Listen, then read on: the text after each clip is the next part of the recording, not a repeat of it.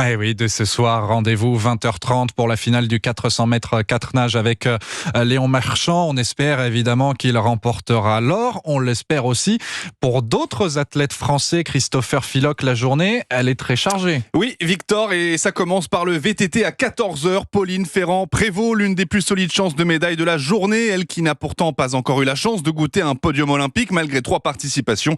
La quintuple champion du monde de 32 ans reste la favorite de l'épreuve.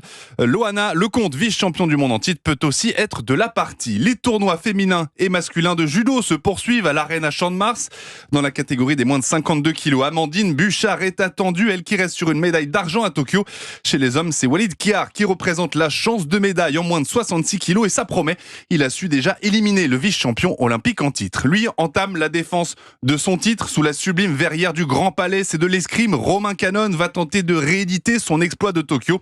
À noter que 2 Françaises sont toujours en lice pour la suite de la compétition au fleuret féminin. Bon, Christopher, si comme certains, on est plutôt sport collectif. Alors, dès 17h, l'équipe de France femmes de rugby à 7 débute ses Jeux Olympiques face au Brésil. Elles espèrent évidemment suivre le même chemin que leur homologue homme, premier titre olympique français de ces Jeux. L'équipe de France de volley, championne olympique en titre, emmenée notamment par Erwin Ngapet, affronte la Serbie, ceux du waterpolo, la Hongrie. Et puis une journée qui va se terminer avec une double affiche, les footballeuses tricolores contre le Canada, les handballeuses contre les Pays-Bas. Merci Christopher Filoc pour ce programme complet.